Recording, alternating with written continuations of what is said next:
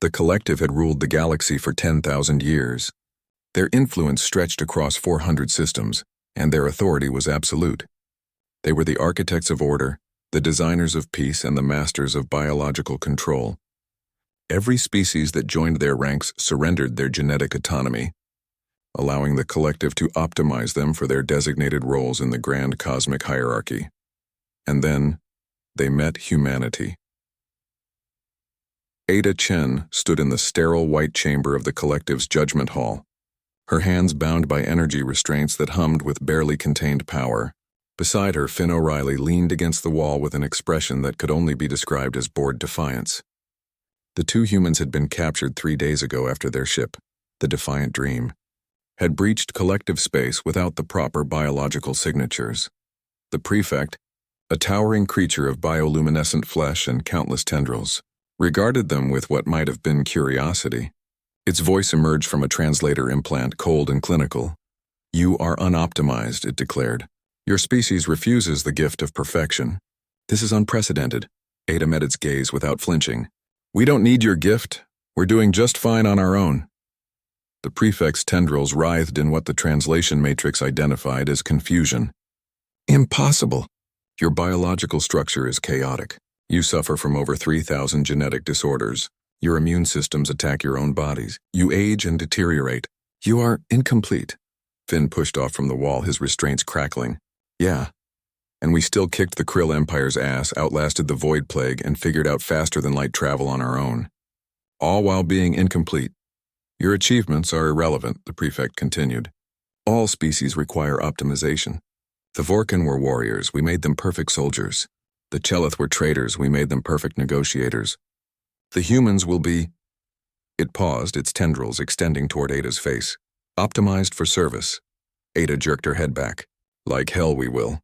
The chamber doors opened and a procession of collective scientists entered, bearing instruments that gleamed with ominous purpose. At their center floated a containment sphere filled with swirling genetic material. The optimization serum that would rewrite human DNA, making them compliant, predictable, and perfect. "The process is painless," the prefect explained. "You will retain your memories but gain clarity of purpose. Your species will finally achieve its true potential under our guidance." "You don't get it, do you?" Finn said, his voice dropping to something dangerous.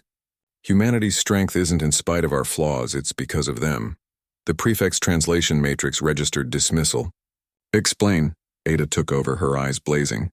"Every genetic disorder you mentioned. We learned to cure most of them. Not by erasing them from existence, but by understanding them. Our immune system's attacking us. That taught us about autoimmune diseases, which led to breakthroughs in medicine. We age and deteriorate, so we learn to value time, to make every moment count. You see weakness," Finn added. "We see challenges. And humans don't run from challenges, we overcome them." The prefect remained unmoved. "Philosophy cannot overcome biology. You will be optimized. The procedure begins now." The scientist moved forward, but Ada's voice cut through the chamber like a blade. "Before you do this, answer one question. In your 10,000 years of optimization, have you ever created anything new?" The tendrils stopped their approach. "Clarification required." "New technology." "New art, new ideas," Ada pressed. "Or do you just refine what already exists?" "When was the last time the collective invented something revolutionary?" The silence that followed was telling. Finn grinned. "That's what I thought. You've optimized innovation right out of your empire. You're stagnant. Perfect maybe, but dead in every way that matters."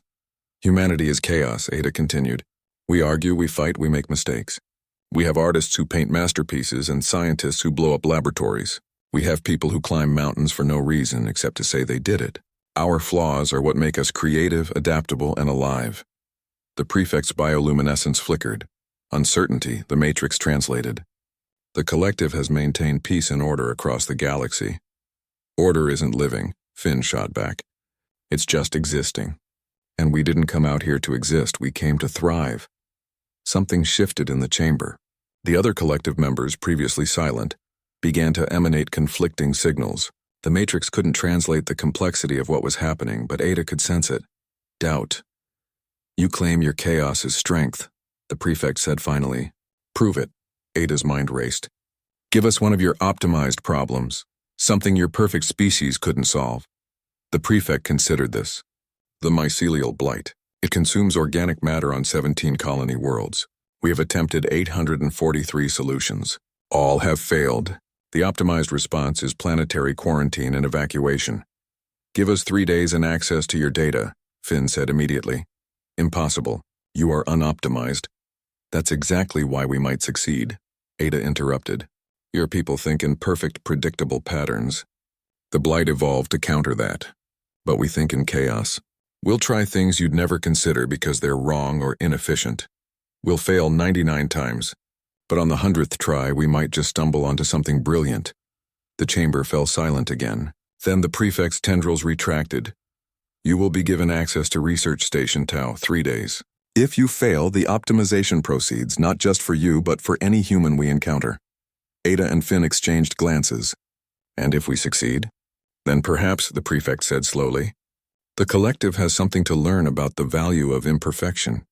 72 hours later, Ada stood before the collective council, exhaustion evident in every line of her body. Beside her, Finn held a data crystal that glowed with soft blue light. The solution was stupid simple, Finn announced. The blight feeds on optimized genetic sequences because they're predictable. We introduced controlled genetic chaos, random mutations that kept changing faster than it could adapt. We essentially gave your crops the evolutionary equivalent of ADHD. Your crop yields will drop by 12%, Ada added. But your worlds will live. Sometimes good enough is better than perfect. The prefect took the crystal, its tendrils trembling. This is acceptable. It's better than acceptable. It's survival, Ada said. And that's what we're good at. The restraints fell away from their wrists. The collective releases you, the prefect declared. Humanity will not be optimized, Perhaps there is wisdom in allowing some chaos to exist. As they walked toward their ship, Finn laughed. We just convinced the galaxy's control freaks that being a mess is actually a good thing. Ada smiled. We convinced them that life isn't meant to be controlled, it's meant to be lived. Behind them, the collective watched the humans depart, and for the first time in 10,000 years, they began to question perfection. Humanity had shown up, and the galaxy would never be the same.